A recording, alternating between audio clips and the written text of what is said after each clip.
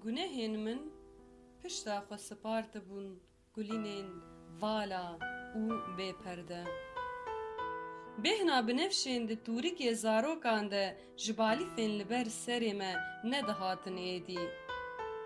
Xwîna xezalên çavekî xwe li ser feyza xwezayê kiribûn, li derbirîna hêşînî ya zozanan nedikeliyan.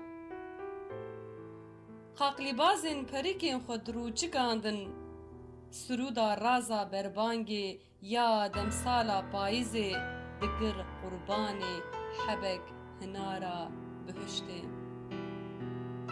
Derewên birûyên şivanan li ser çiyayên bêdar û ber diqusandin, serî li fesadên bêtifaqiyê mezin dikirin.